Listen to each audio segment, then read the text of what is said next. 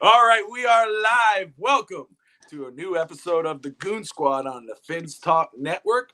Don't forget to hit that like and subscribe button. I got Alex, Atia Chiska, and Neil joining us in about a second or so. Boom. There he is. Magic. There's the legend, Woo-hoo. the man, myth, and legend, Neil. What's up, brother?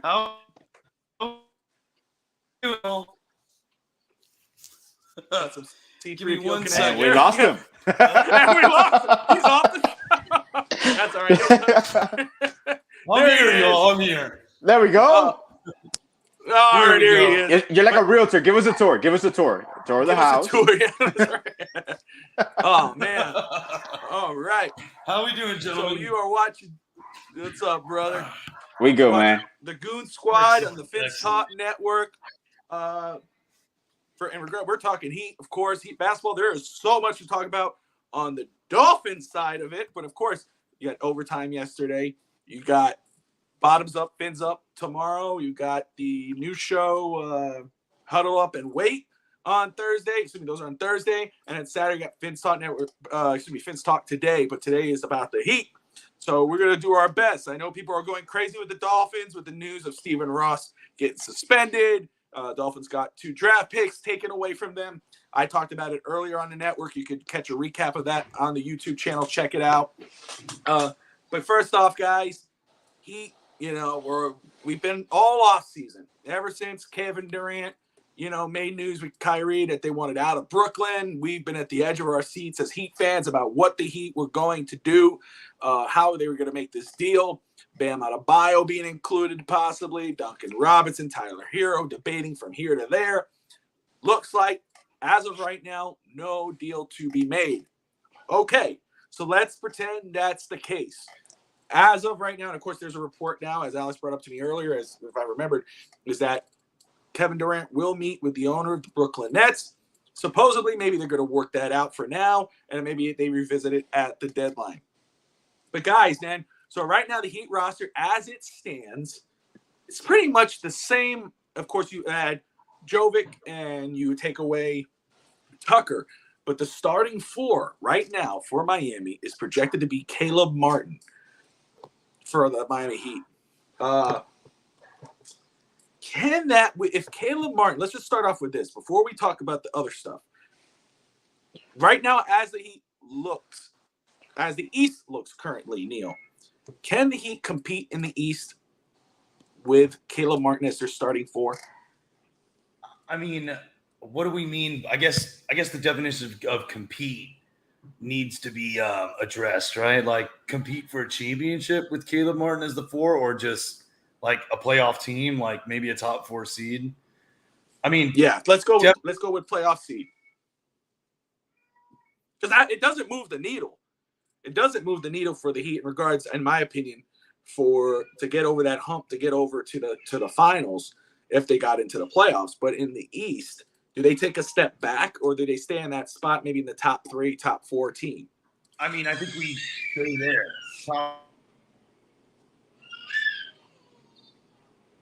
Scrolling Twitter, and I saw him say something that really opened my eyes a little bit, is that, yes, we did lose PJ Tucker, who was essentially a really good ball player. But other than that, everyone's still there.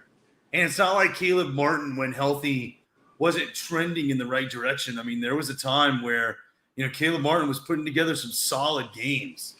And defensively, I've never been worried about Caleb Martin on the wing. I mean, I think he's a decent wing defender. And he was really putting together a pretty good offensive game right before he got hurt.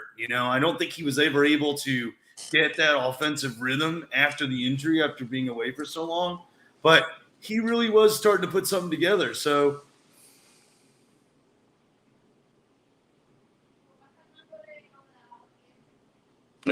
Neil's breaking up just a little bit there. And there he is. He's back there. You're back, brother. Definitely a top 4 playoff team. All right, cool. What are you thinking about that, Alex? Good points from Neil. Well, I agree with Neil. It comes down to the question is, will Caleb be the starter? It's trending towards that, but is there still the possibility of having Bam play more of the 4? If you go a little bit bigger, do you start with Butler? If you shift, if you want to start Strus as well? I'm not really big on who's starting. I really care about rotational assignments, the cohesive units that they're going to put together, who's closing games. So really, who starts at the 4 to me is not a big deal right now. But it could dictate what style of play, Bobby. Like we talked last year, we might have a different style of play. I believe we're going to have a different philosophy offensively. So you're going to see a lot of more feature of Hero, a lot of more feature of Bam.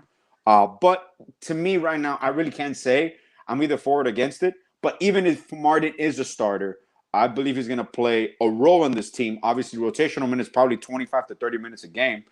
So even if it's starting off the bench, the current setup right now, without adding another piece, we're definitely top 4 in the East, no matter what. Doesn't matter who starts, who finishes, who closes. With the squad that we have now, we're top 4. Okay, so top 4, meaning by the end of the season, playoff time, no matter how, with the roster currently set as it is, no matter who's the starter at the 4, but if it is Martin, you both think that, and I believe you're right, I agree with you, that the Heat right now is still a top 5, top 4 team in the Eastern Conference. Now, Absolutely. come Absolutely. playoffs, Mm-hmm. you know, the East has gotten better. Of course, Boston has gotten better, and they're the ones who went to the finals. So are you confident, though? Alex, I'll go to you and then Neil. Are you confident that this squad, with no real quote-unquote upgrades, besides what they're doing, they're busting their ass this offseason. Bam Adebayo's working on his game. Jimmy's continued to work on his game. Kyle Lowry looks amazing. He's, in a very short turnaround time, he looks great.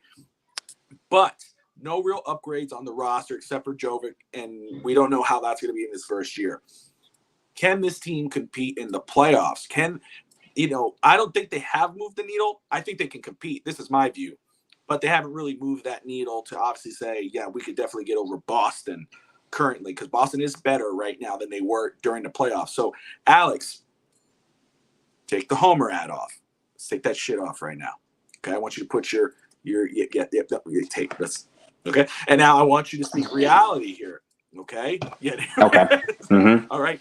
Honestly, playoff time. Honest. Okay. Every year you throw out rotations. This is between us. That you say, hey man, if they do this, this, and this could get done.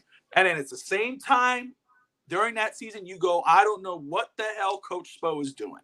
I don't know why they haven't used that rotation. So it's the same roster.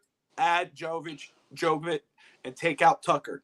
Can the Heat get over the hump in the playoffs against a healthy Milwaukee, a healthy Philadelphia, and a better Boston?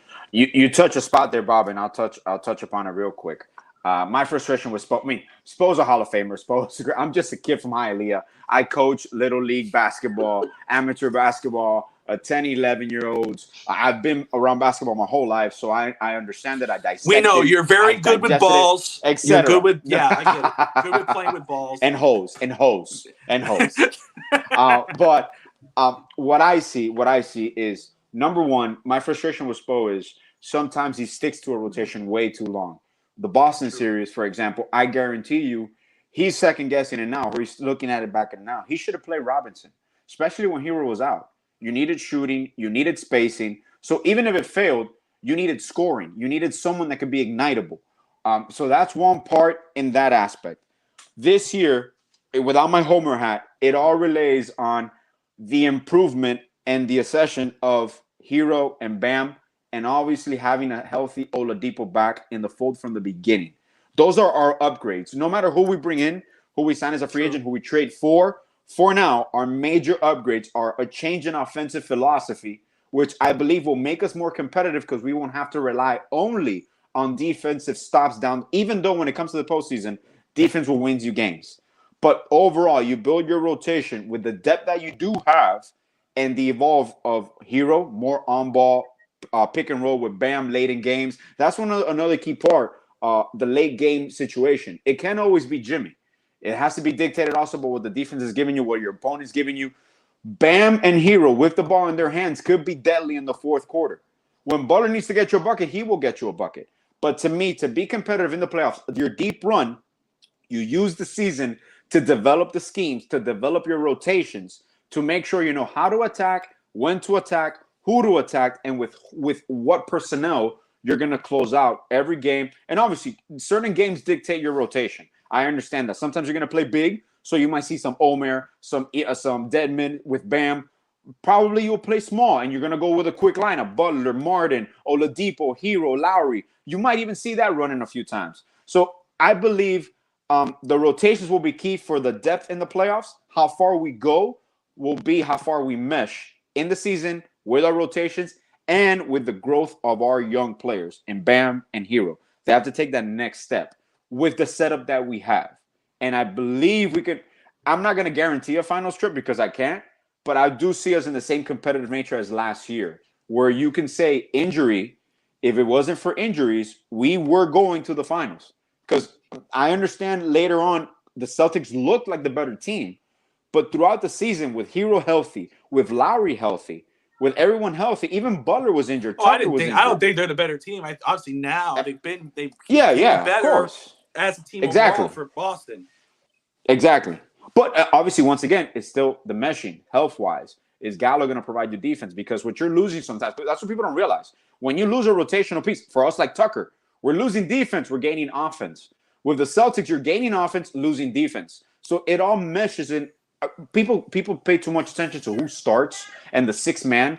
The most important part is your rotations, how you mesh well against your opponent, how you progress through games, not how you start them, is how you finish them. So I want to see the whole sequence. Remember last year we would have problems in the third quarter, and we'll call it the third quarter. It was always the same situation. We'll start off slow, then we'll make adjustments. So I want to see that progression during the season. And it'll be interesting when you mention Jovic. I know he's very young, but if you're going to incorporate him and what you need from him is only really offense this year, I will be intrigued to see how they kind of mesh him in. Or injuries always happen, and injuries open up pathways to things that we need to see, things that we need to develop. So I also want to keep an eye on Jovic this year, depending, obviously, if we acquire Durant or Mitchell, because then he might have to play because we need him to play. But that's an interesting player to keep an eye on the whole year as they develop, because he's going to get stronger, he's going to get better defensively, but offensively he's just naturally gifted. So we might use a scoring punch. Jesus Christ, I asked you one thing, you went on for 20 minutes. Anyway, listen, no, all good points, though, all good points. But first off, hey, Ralphie boy, how you doing? Ralph's watching the show. Everyone who's watching, thank you for tuning in. Hit that like and subscribe button. Fitz Talk Network, the Goon Squad. Tammy from Miami says, where's the rest of the groin squad? Goon Squad. Well, the groins, we're here. Hey, the groin squad is here. Juan, it's his birthday this week. 24 years old, the Kobe year. Happy birthday. Friday's his birthday. Some dudes have their birthday on Friday and they're still here. Certain dude to my right. And then, of course, Harrison he texted me. No, he's up. He's looking at showings. So that's okay. We'll let him ride this out 3 episodes in a row. But Neil, my brother, you heard everything Alex has to say. I did. In regards, we know about during the season top 4 playoff time, and I think it's all great points. I really realize, because those can be your upgrades. If Hero reaches that second potential, if Bam reaches the potential we hope he can hit, and if Jovic and all this one, it could be the upgrades that we need to take that next step. How do you feel about this Heat team in the playoffs?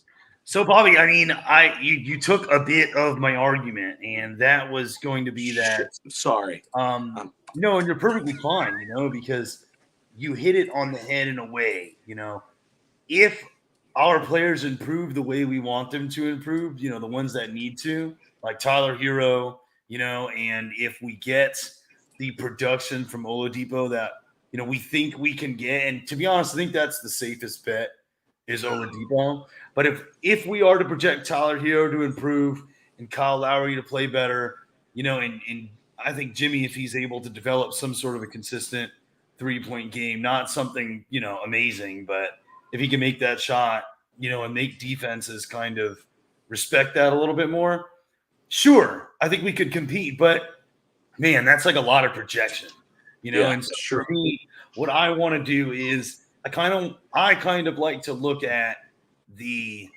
expected projection, right? Like, who do we think has the best chance of improving? That's definitely Oladipo. I think that you saw flashes of it later in the season and in the playoffs. Defensively, he's great. And I think he was starting to get his offensive game back. So I think you could pencil that one in. I'm not as sure about Tyler Hero as Alex is.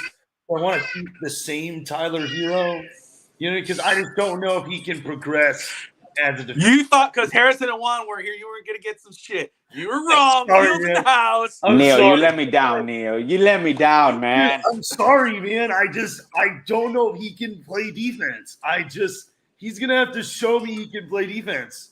He offensively, okay, that's fine. Like, what is he really like? I mean, yes, he can improve on, stamina wise. I think he needs to improve there, but whatever. I think he could do that. Defensively, though, I just don't see it. I don't, and Duncan Robinson, that's who he is, in my opinion. That is who Duncan Robinson is. Kyle Lowry got older, but I think Kyle Lowry was effective the way he was. But I don't know if we can expect Kyle Lowry to be a 20-point per game scorer again. I don't think that's going to happen. But let's say we get the same Kyle Lowry, except healthy. That is probably going to happen. I think he'll be in better shape. Assuming we have those things that we can count on, I think we get to the Eastern Conference Finals. But I don't think we can get to the championship with that. Depending on the team. Right, Boston, I mean, yes, they did lose a little bit defensively, but I mean, they still have Robert Williams sitting there in the post, like one of the best centers. In my opinion, Robert Williams is one of the best centers in the league, and he's probably going to get better, Do you think he's better than Bam Adebayo? They do different things. They do different things. Don't take that. That wasn't a serious question, man. He knows what he's doing. Don't listen to him, Neil. Don't listen to him. Let him answer, Alex. Shut the hell up. Oh, my God. Robert Williams' pick and roll is pretty good, all right? Is it as good as Bam's? No, but it could be. And Robert Williams is younger than Bam, and he's already better defensively in the post. I'm sorry. He is a better let me ask you this, Neil. If you were Pat Riley or Andy Ellisberg right now, would you call Boston and say, I'll trade you Bam Adebayo straight up for Robert Williams? You're going to continue? For sure not. Definitely. Come on, Neil. We're on a roll. I know, but no, I wouldn't. You won't go that far. All right, got you, bro. Because Bam is better than Robert Williams, team defensively, team-wise defense. Bam is the perfect player that you want. I mean, he can guard all 5 positions, and you just have to tell him where to go, and he can do it instantly. I don't think Robert Williams can do that, nor I don't think he will. Well, he could develop into that, I'm not going to lie, but he can't do it right now. But I'm just saying that Boston's defense is still elite, even though they lost a little bit. That's an elite defense, for sure. And they just got better with Brogdon. So if we were to meet Boston in the Eastern Conference Finals, I don't think we could beat them.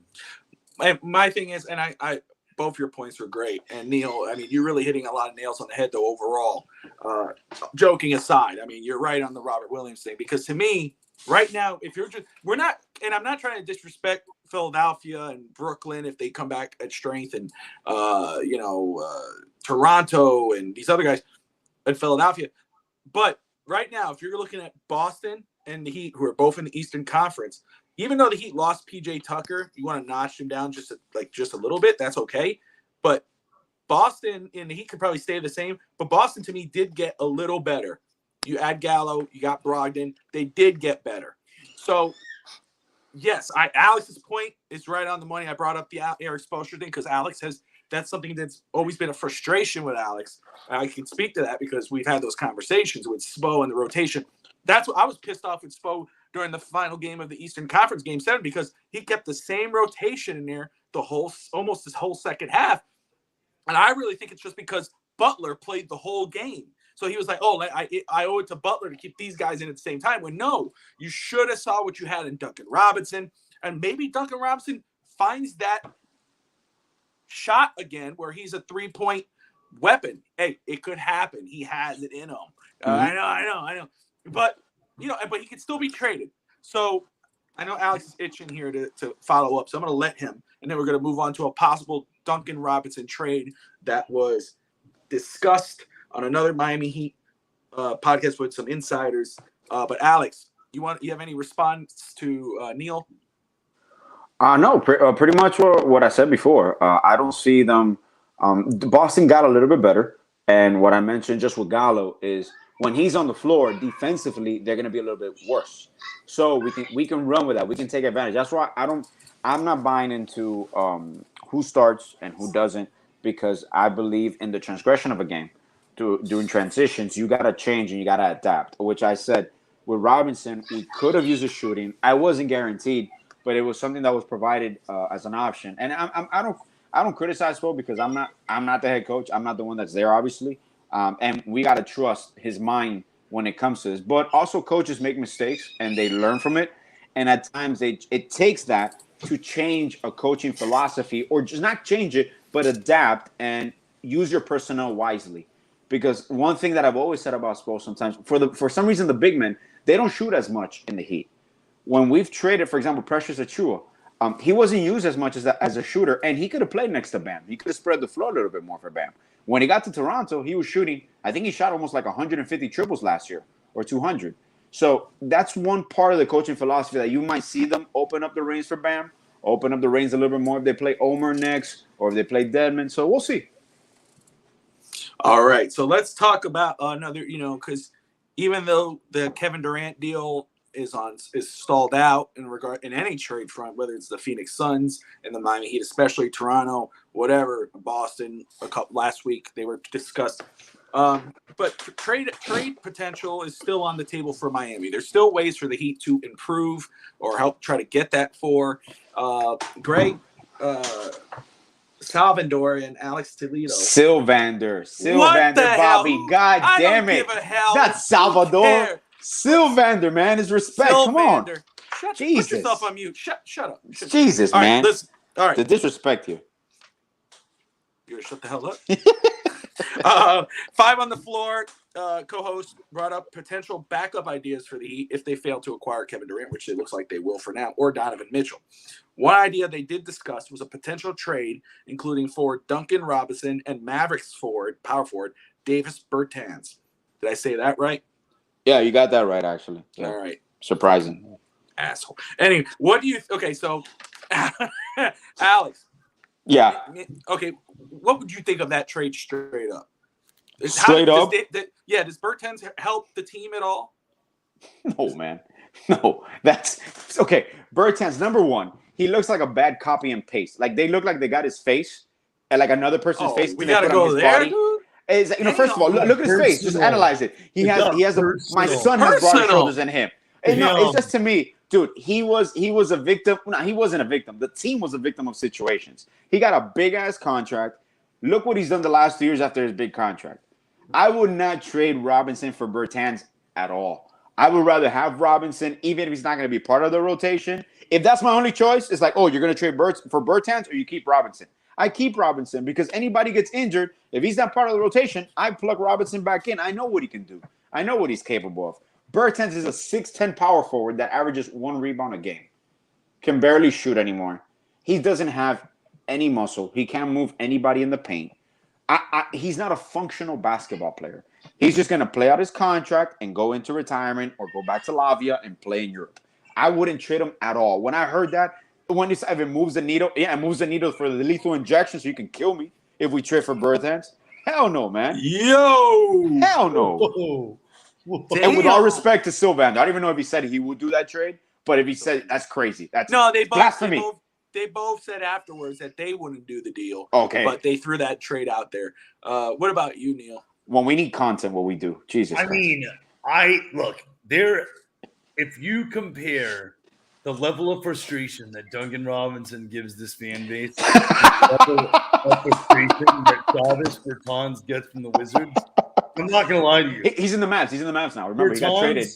Bertans probably beats it. I mean, Bertans, and look, I don't want to look. I'm not trying to get rude with this dude, but you got to think about it this way with Bertans. It will make sense. Okay? The Washington Wizards make certain moves like that. Okay? And Bertans is the Washington Wizards-esque move, overpay for a player, who, Look at his shoulders, Bob. I mean, I would 100% definitely not do this deal because Bertans is actually worse than Duncan Robinson. He is, and it's a fact. I'm because sorry, Alex Bertans. is right. I'm sorry to bring you up.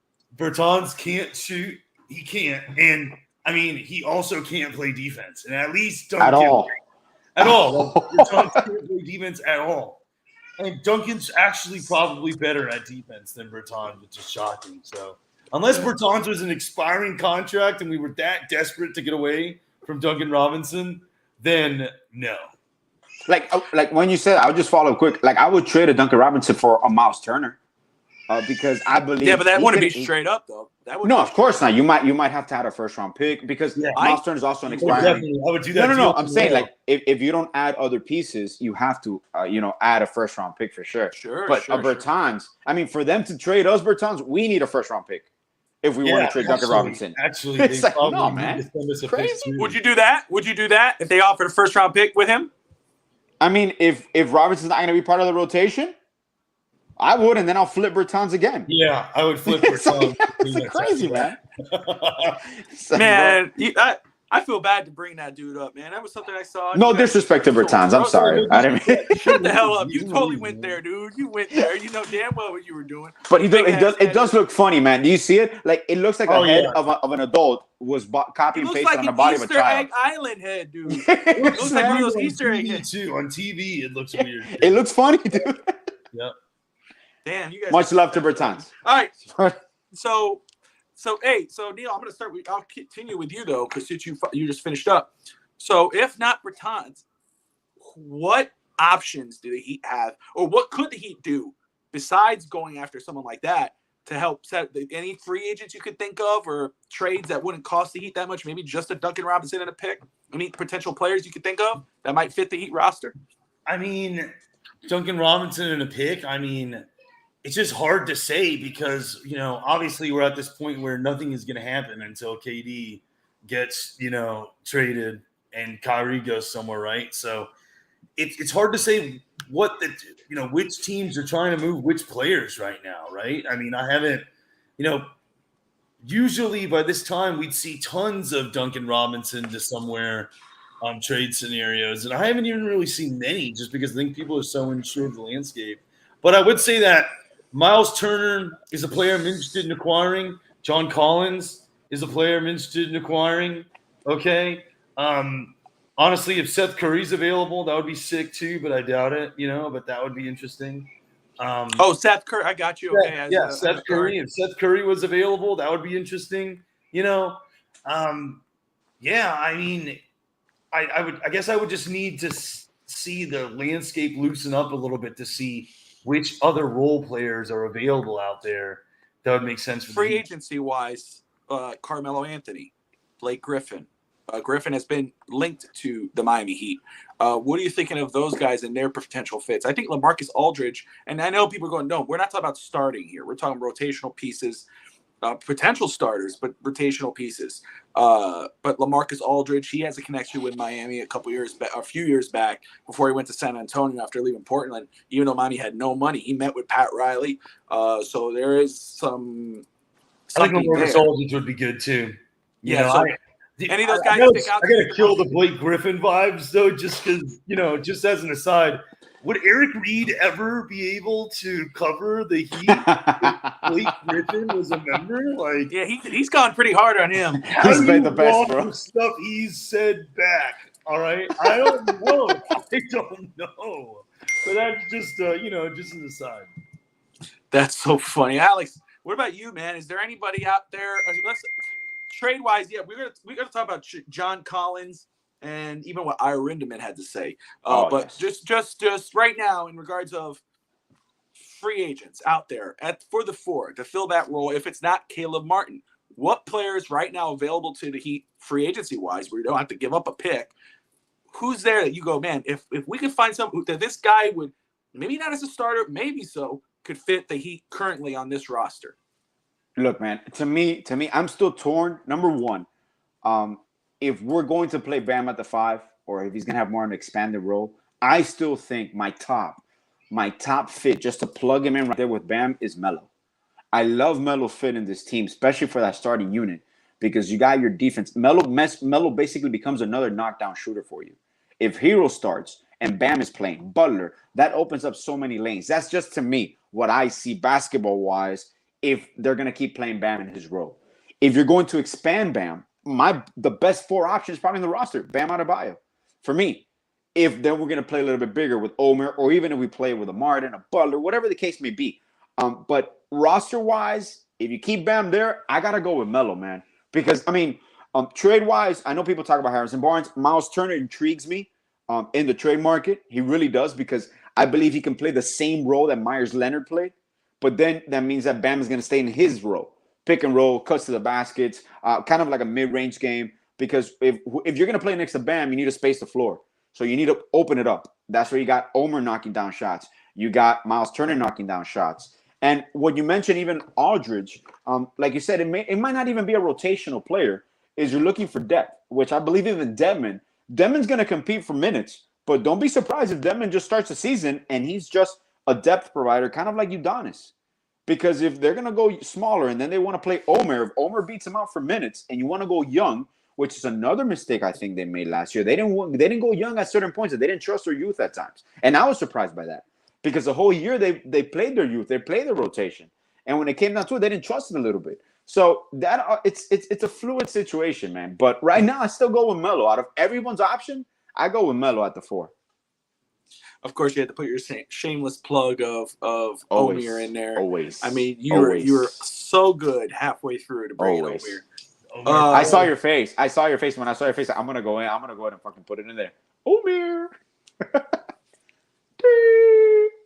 But Melo's a good point. What are you thinking about Melo, Carmelo, Neil? I mean, so I guess I don't 100% disagree, because I think I could rely more on Melo than Duncan Robinson. They're essentially the same player at this stage of their careers. Melo is just, hasn't played defense in a while. You know what I mean? He's not the most willing defender, but I trust him to make shots more than Duncan Robinson at this point. And I don't know. I mean, I think Melo's respected in the league. I think the spacing will be there. I think he still can do that. Would you have to rest him a lot during the season? Yeah. So I think that's going to affect our win-loss total potentially. It could affect our win-loss total in the regular season and seeding-wise, because you're not going to have Melo every game, right? You may only have him for like 40 games out of the year, if that. Maybe 30.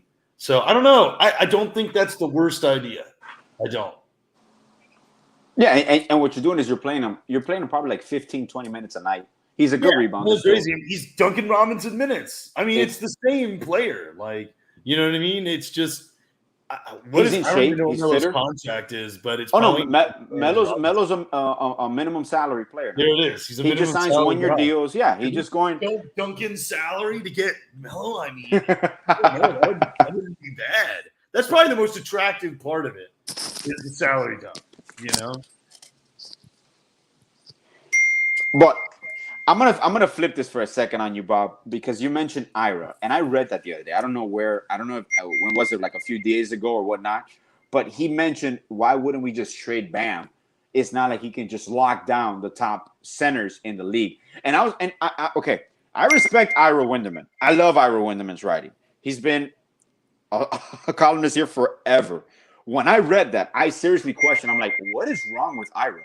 Like, why would you just make a statement like that? From my perspective, I want to know how you feel about it, because I was thrown back by that. I'm like, there's no way I just trade Bam to trade him for Durant. Like, you got to give me logical reasoning. That was a horrible reason, in my opinion. I'll throw it to you, Bob. Okay, so in regards to what he said, not locking down the game's biggest centers or whatever the hell, I don't agree with that. Bam has shown that he can compete with the best of them. So that's just my 2 cents on that. I don't agree with that part. That might be just the emotional side of it, because my emotional side of Bam, as a fan and as watching him and knowing get basketball, is that he's too damn passive. I think he needs to be a lot more aggressive. He has it in him to take over a basketball game, especially with a player like Butler there and Hero when Hero's on fire. He has the potential to do things, because it spaces the floor. But I don't know, based off what I've seen, if he has that in him to turn that on to be that guy. to be that guy to take over a basketball game. Yeah, he's done it. When he's called out or he has a shitty game, he'll come out and do that 30-point game, but there's not consistent. But he has competed against Joel Embiid, and he's done a damn good job. He's competed against those guys and shown that he could go toe-to-toe with guys bigger than him. So I don't agree with that. That's up to Ira to explain himself when it comes to that.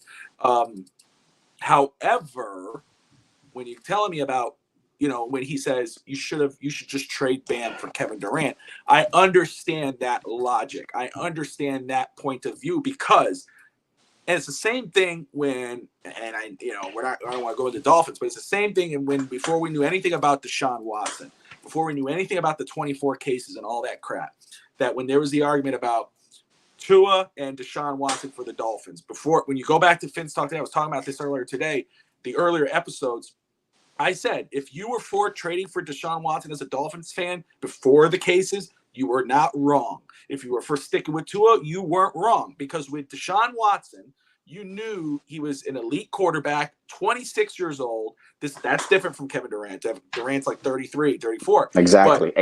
26 years old, elite quarterback. You know what you got in him. You know you're getting the real deal. With Tua, you are basing it off potential. You spent the 5th overall pick on him. You want to see what you got on him. It doesn't cost too much, etc. With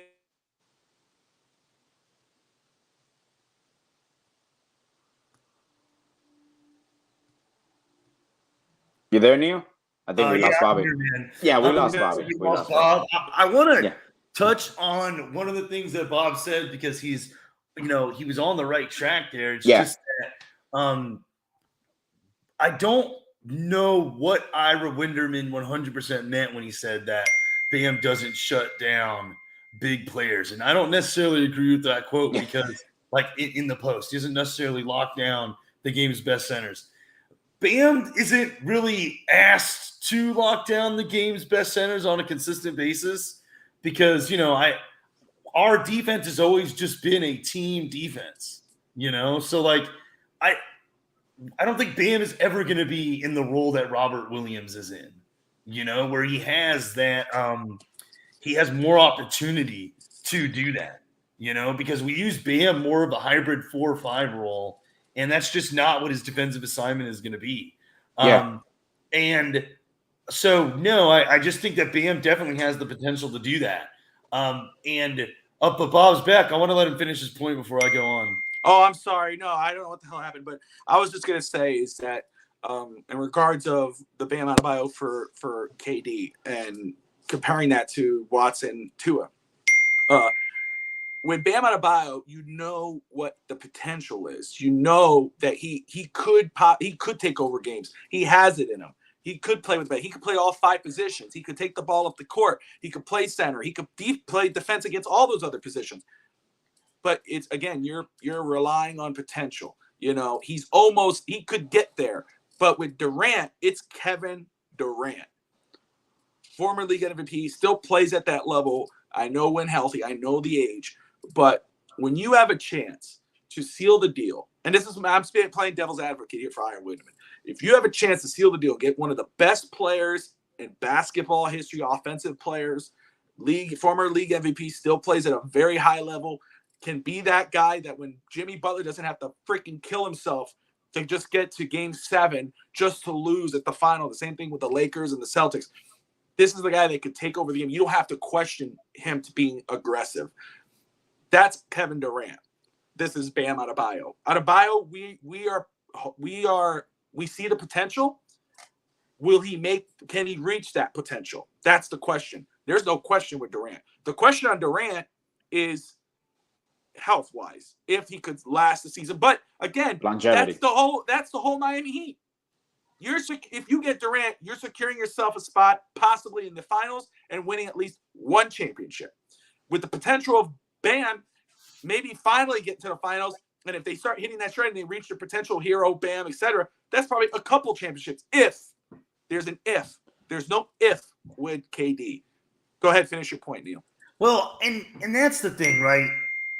When I look at the Bam for KD hypothetical and I try to project what our team would look like with KD and without Bam, I mean, at least this first year, would we contend for a championship without Bam? I mean, in his defensive presence, I mean, I don't know. We'd have to get.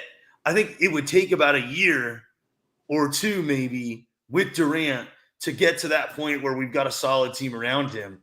And Jimmy's aging this whole time, and who knows how well he ages. I guess generally I'm worried that if we did a Bam for KD trade, we wouldn't be much better off early on, right?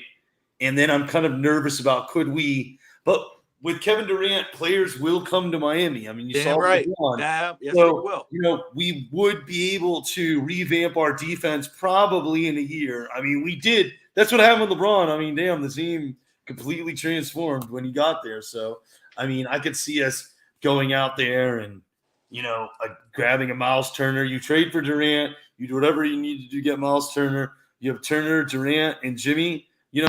And that, I think that team, you surround that team with shooters.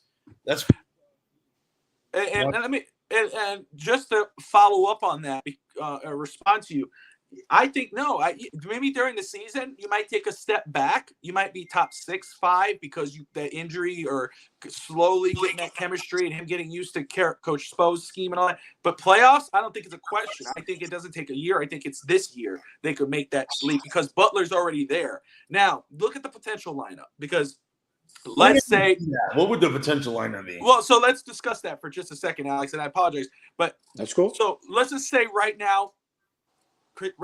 Worst case scenario, right? They trade Bam, Tyler Hero, Duncan Robinson. I don't know if you have to include Lowry in that at that point, right? I think the contract you don't have to. So let's say they keep Lowry, they make that deal. Brooklyn's like, okay, let's just freaking do it. We got the guys. Let's move on. Kyle Lowry is your starting point guard. Max Strus or Victor Oladipo is your starting shooting guard, and that's still good depth there. Jimmy as your 3, Durant at your 4, and then Dedmon or before any kind of deal is done, Dedmon or Omer is your starting 5. Now, key point here is this, and I don't think that's a bad 5 because it's still Durant, Lowry, Victor Oladipo, who I think is going to be a way better player than he was last year, healthy. Jimmy Butler, who I think is on a mission this year. That's a very good starting 5 in this East because Dedmon and Omer. The loss of Butler with Kevin Durant and Butler, that makes up for that loss a little bit, in my opinion. And like you said, it wouldn't be next year players would find a way. There would be other players that are on the market currently trying to wait for the last of the piles of cash to come their way right now with whatever team has money left that will say, you know what, I want to go chase a ring. I'm going to Miami. And I think that kind of makes up for it. So playing quote unquote devil's advocate here in regards to this type of deal, if that deal was to be made, I think the Heat would be pretty much okay if that deal went down. Go ahead, Alex. Well, if the hypothetical, I think Ira just wanted some clicks. I don't know why, but the hypothetical here trade. If you trade Bam, like I told you before, there's no way I'm trading also Hero. No way. So if you trade Bam, you probably trade Robinson, Vincent, obviously 3, 4 first round picks with pick swaps, etc. You might not even have to include Jovic because I'm telling you, Bam carries weight within himself. He's a 25-year-old all-star, all-defensive player. Like you said, potential with here in Miami question is, has he been asked? Has he been asked to just be the defensive anchor? His role has been asked for him to do. Will they allow him to do more this year? So that's all potential. But potentially, if you do trade Bam, you have a starting lineup of Lowry, Hero, Butler, Durant, Omer, or you said Dedmon. And even in your bench, at that moment, you probably signed Dennis Schroeder as your point guard, your backup point guard. You got Oladipo, you got Strus, which I don't think he needs to be traded. You still got Martin. So you have a solid 10-man rotation. Defensively, you're going to fall out a little bit. But no, I mean, I've never even said if you trade for Durant and you give up Bam, you're still a top 3 team in the East, no matter what. And like you mentioned, I don't fear that we'll need to wait a year or two. We'll be competing right now.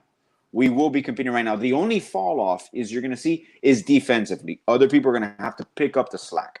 So then I'm like, am I forcing Butler too much? Oladipo's better. But how far off does the defense fall? Because it's the offensive side of the ball where that's the thing. The offensive side of the ball is where the Heat struggled because it's Butler Everyone else is so inconsistent. Bam is inconsistent with aggressiveness and trying to score. Hero is injured or disappears. Robinson can't find the shot. Lowry, has his moments, but it's inconsistent. Where Butler is consistent, Durant would be consistent. But and especially playoff time, because during the 100%. regular season, So we were in a thing. stride. Your defense will take a hit, but how much Yeah. so? Where your offense, though, if you get a Kevin Durant, your offense is going to move up way better than your defense would lose out.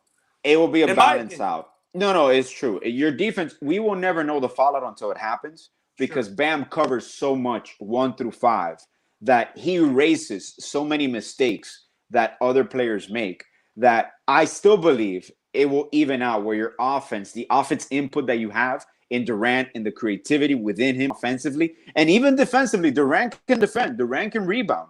He's not Bam, but I believe the offense infusion would overpass the defensive liability that is caused by it. But we really don't know.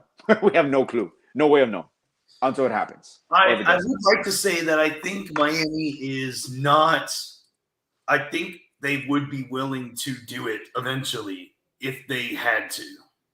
Because I don't think that Pat Riley is going to let the Giannis situation happen to him again, right? I agree with that. I get that point. I think that if he has to trade Bam, if he finds out somehow that another team is going to get Durant unless they trade Bam and there's no way out of it, I think Bam's gone.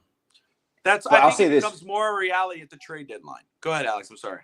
Yeah, that's the thing. If it hasn't happened by now, it means that no team is meeting the demands. No team is offering their top player at all. So at this point, you're negotiating against yourself. Right now, this is the perfect game of chicken, because you have technically, quote unquote, your final offer out there, and you tell the Nets, call me when you want to talk, because this is in the Nets' hands. The only way this goes to the next step is two ways. The Nets decide that they like a package, which they're not, or Durant, after meeting with the owner, somehow leaks information that he wants to go to a certain destination, or he's firm on it. It's like, I'm not going to play. If he takes a stance, then you have an issue. That could come to play this coming week when he meets with the owner. It could be, let's just work this out, let this season play out. Irving is coming back. One way or the other. Exactly. Or Durant says, no, I want to trade, and I'm not going to any other team but Miami or the Phoenix Suns or Toronto, whatever. Because as soon as that becomes the case, then it's become a lot more clear. We can say, and theoretically, you can wait until the trade deadline, and I wouldn't be surprised if it happens. But aside from the trade deadline, other NBA teams are still frozen because no free agent is making a decision. No one is signing anybody. So that part, I believe it could go up to training camp. I don't see it going to the trade deadline. So if by training camp Durant is a net, I believe he'll finish the season as a net.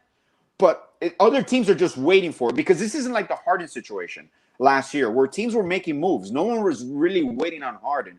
The whole NBA is waiting on Durant. I mean, even Kyrie, really, the Kyrie situation is waiting on Durant, because Kyrie has come out and says he wants to play for the Nets. He wants to come back. So now it's the Nets' decision. They'll probably move him if they move Durant. If they can talk him out, Durant, of requesting a trade, they can present, and they do present, like, realistically, Bob and Neil, like, they present a viable option. Like, look at the roster we have. We can compete in the East. We can compete in the East. Absolutely. Yeah. Team, yeah. So we'll see, man. We'll see how and KD at times seems sensitive, but he's a very cerebral player. So situations like this could be fixed. Now, is it beyond repair? We don't know. You know, I do want to say this one thing, Bobby. If Durant were to go into the Nets office in this meeting and say, I only want to go to Miami or Phoenix, then Bam is gone. Because Phoenix definitely has a better package than we do. No, we don't. Nets, I'm like, all right, I'll send you to Phoenix unless I get Bam. I mean, and that's just true. Like, I'll say it like this. I think if it becomes known that KD wants to come to Miami, I think Miami has a little more leverage at that point to kind of to offer the best or offer the package they feel more comfortable. Yeah. They still have to give up a lot, but if I had to, and I'll say it like that, they trade Bam in order to get KD in that deal. If they said, hey man, this is the deal, and it is that, and you still keep Lowry, you got Caleb Martin, Oladipo, Strus, Jimmy, and I would still make that deal because it's KD. I'm at that point now. I think the Heat control the narrative if it comes to that point. I think the Heat have a little more hearsay because no team's going to want to trade for KD if KD doesn't want to go there. They're going to have drama on their hands. But if he says two teams, right, Phoenix is the other team, right? If it's just Miami, totally agree. Yes. But I agree with you. I do agree though. If it's to two teams, if you're talking two teams, he says no. I want Phoenix or Miami. Work it out. I don't want to go nowhere else. You trade me somewhere else. I'm not playing. If you start doing that thing, which players have done, then yes, you're right because then that's where Pat Riley, who says he's not planning to stand around, but he wants to at least win one more ring. It's winning one more ring. He wants to lead this team to another ring. Then I think yes, then it becomes a scenario where Bam is going to be in a potential deal for KD. It's more likely at that point. Can I give you my final trade package? What I would trade for KD? Yeah. If it comes down to that situation, if you say these nuts, I'm taking you. No. I would be serious about it. if you come down to the situation, first of all, I don't think Phoenix has a better package than us, even without Bam, because I don't think Brooklyn is enticed by them. But I'll say my final package for me, obviously Lowry to make salaries work. You're trading Hero, Robinson, and Jovic. That's my final main package that I would offer to the Nets, and I believe that package could top any package that the Suns. When Aiden hadn't signed yet, I was a little fearful about the Suns, but I don't think the Nets are interested in any pieces coming back. Only Mikal Bridges. That's it. Because I don't even think Johnson maybe. Yeah. The Suns have some good players to offer. I mean, they really do. With a Kyrie-led Nets, with those players surrounding him, if he actually plays, if he decides he wants to play, unless he finds some reason, I stubbed my toe in the shower or something, I can't play for 3 weeks or 3 months. That's a good, decent team. But stubbed my toe in the shower. He keeps on questioning Ivory, man. Jesus Christ. It's against my religion. I didn't cut my nails. I can't play. Whatever the fuck. But anyway, I'm not going there right now. Don't go. Yeah, we went off. But no, man, I understand where Neil's coming from, and I agree with that point. I think that, and honestly, this is me. I'm just gonna say this.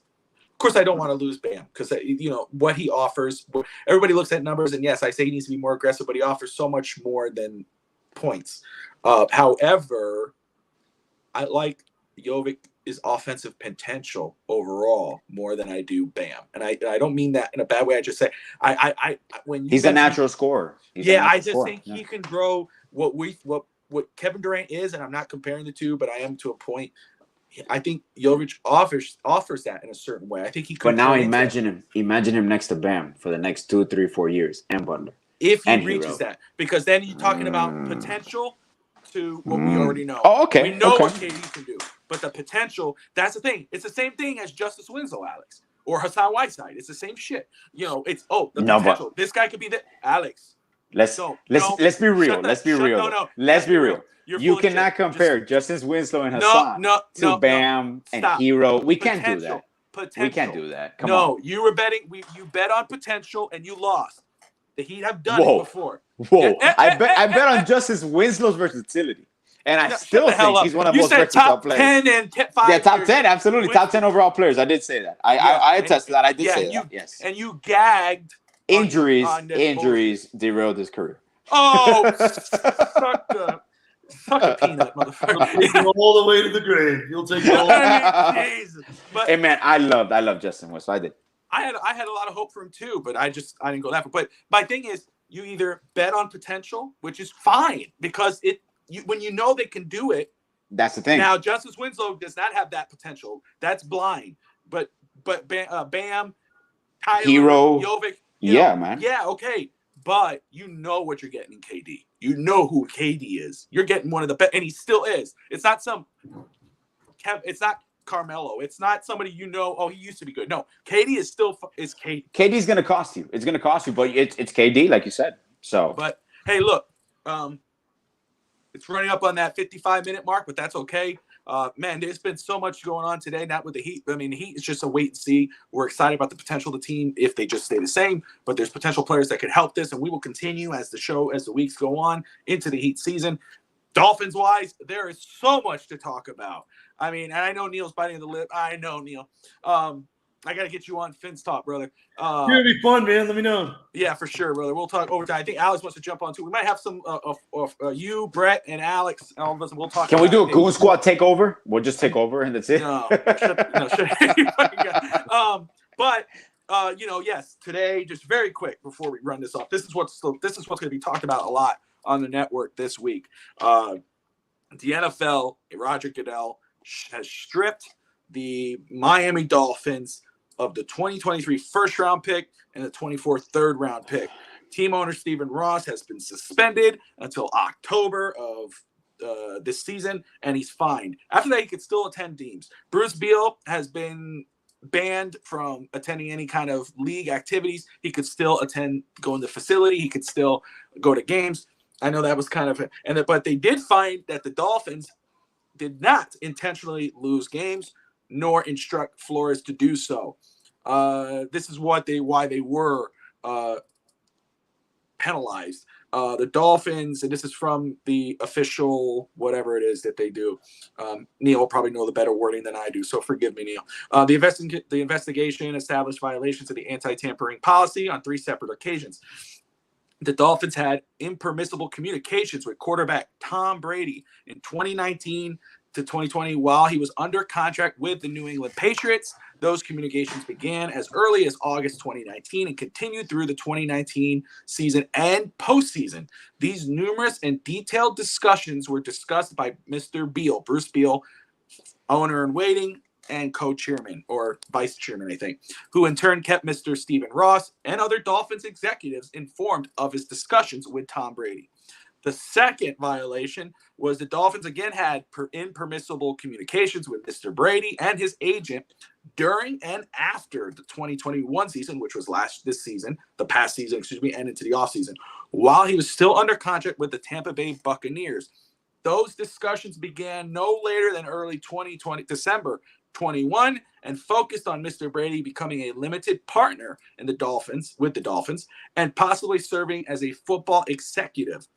Although at times they also included the possibility of him playing for the Dolphins.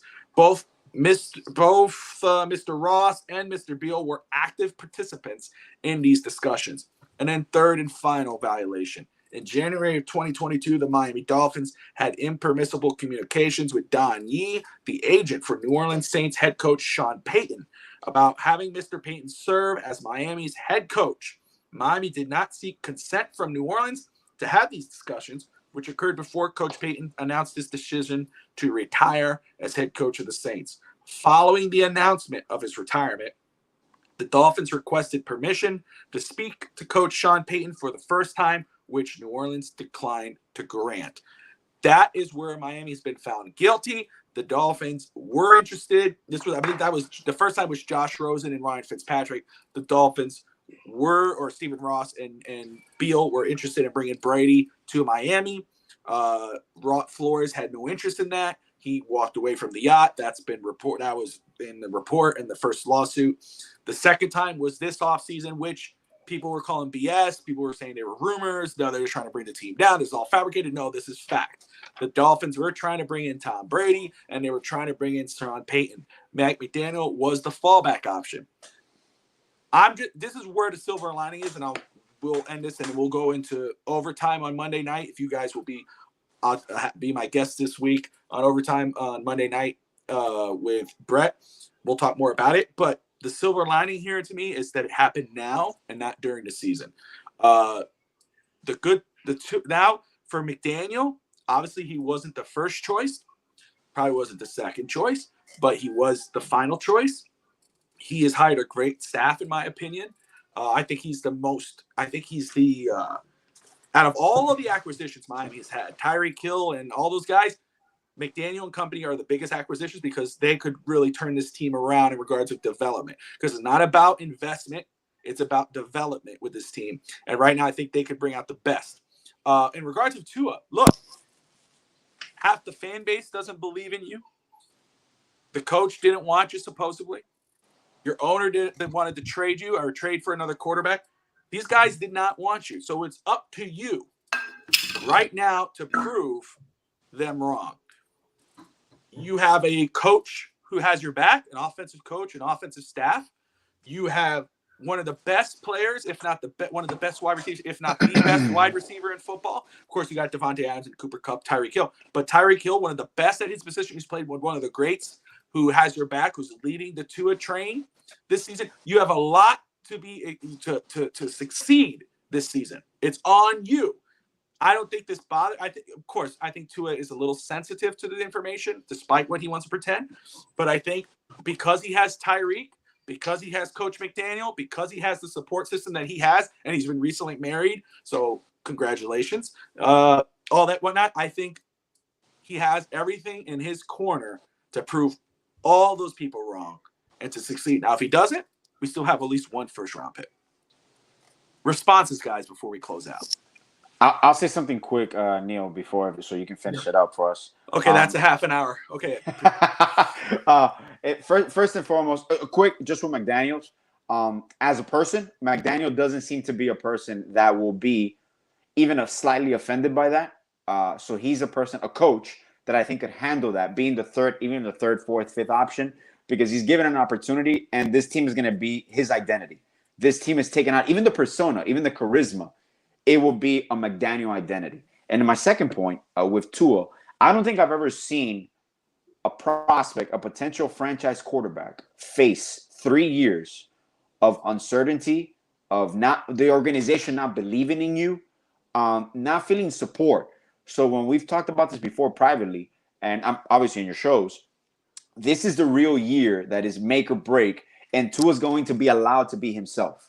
So we're going to see the real Tua now. We're going to see a franchise quarterback backed up. Evan, thank you for tuning in, brother. He's a diehard Dolphins fan, so he just peeked in the show and he sees we're talking Dolphins. Go ahead, Alex. I'm sorry. We had to, Evan. We had to. Go ahead. It's something that I see is I've never seen this before in my life. And obviously, when a franchise altering possibility comes up like a Brady, obviously you're going to entertain it. You have to, yeah. But even with Watson. But the way the franchise handled it with Tua, starting with their head coach, which is basically it's a known commodity. Quarterback and head coach usually go hand in hand. You have to be in sync. So all these times about Tua, I haven't analyzed anything about Tua. I'm a Tua believer. I'm a believer in McDaniel's scheme for Tua with the personnel. I think we're going to be, I've said it and I tweeted it, top 3 defense, top 3 offense. And you just see the potential there. So I just wanted to take on McDaniel, personality, charisma, take it onto the field with accountability, and sky's the limit. And we'll see what we have. I just want to say this too. Thanks, Evan. I appreciate you, brother. Best network ever. Hey, look, guys, we're building. We're trying. I'm trying. But listen, you're not. No, he actually is. He is a part of the Familiar fan. He's familiar. Yeah. He says you are invited to his new show. He actually has a show coming on the Fins Talk Network. I will show the logo soon. It's the Fins Bandwagon. So he's inviting you to guest on the show. Excuse me. No, you're not wrong, because this is the fact. And I think even people who are critics of Tua, fans-wise, Dolphin fans, whether you believe Tua can be a franchise quarterback or whether you don't believe, what we all can agree on is that the Miami Dolphins have failed this quarterback. They have failed him. Whether you believe in him or not, you have sabotaged every chance he got to actually be the guy. And again, it doesn't matter, because to me, I have my opinion. Again, I'm always full disclosure in regards of how what quarterback I wanted when they drafted. I wanted Herbert, whatever. That is old news. What was yesterday is yesterday. What today is today. Quarterback is Tua. Doesn't matter. You drafted Tua. You did the whole tank for Tua shit. You promoted that, and you got him. But you didn't do what's right for him. You didn't hire a capable. And now Chad O'Shea was all right. And it's funny, we're being penalized for tanking for Tua, and they didn't want Tua later on. We didn't get penalized for tanking for Tua. Well, yeah, that's the thing. We didn't. No, we got penalized for trying to win. We trying to get Brady and fucking. Which goes on in all circles behind. That's the fact too. It's not just the Dolphins doing it, and I don't want to use that excuse. People say that with the New England.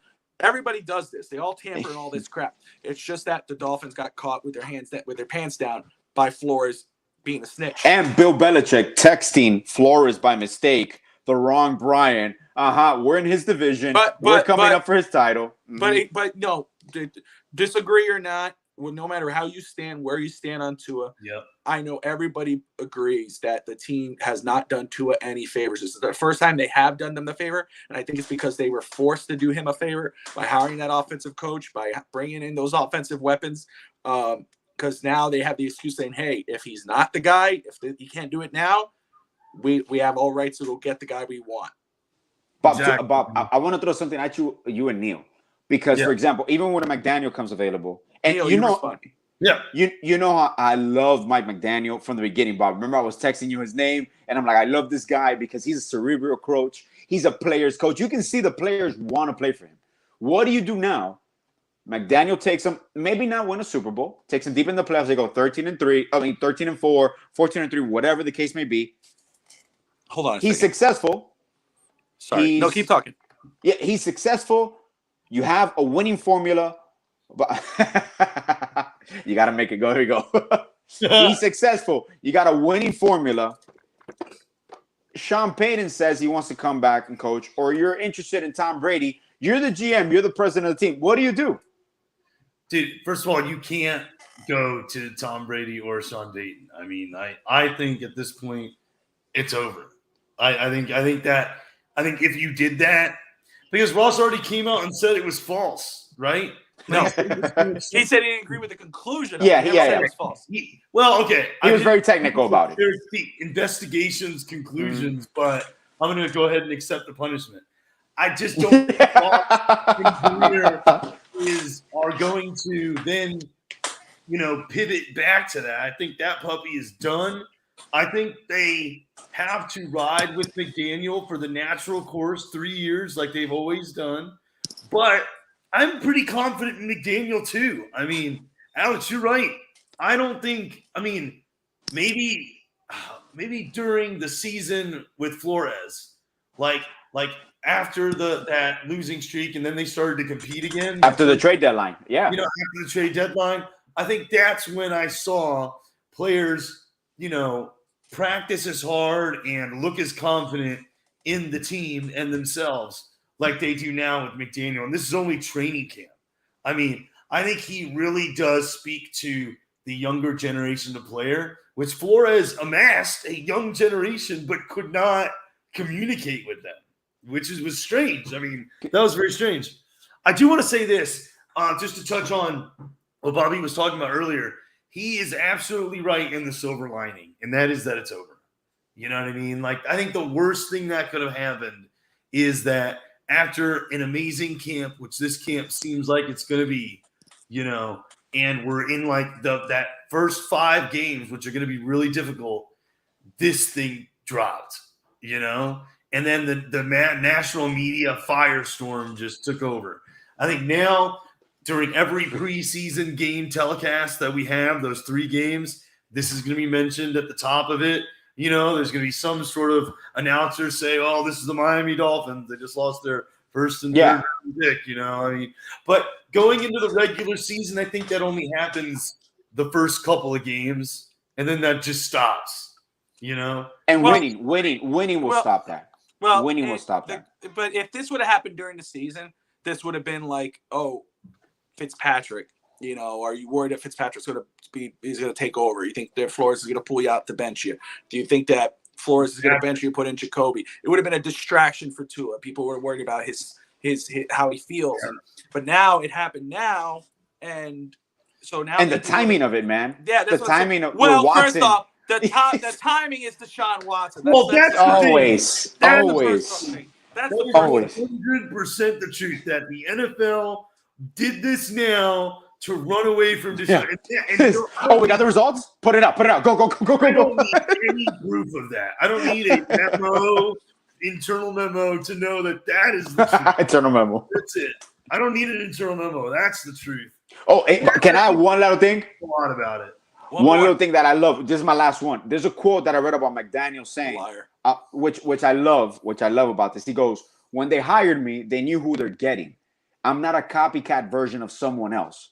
I thought that was so deep. I don't know if you've seen it or not. And it goes to that I'm a genuine person. And that's one thing about it. Like you said, no one else interviewed him.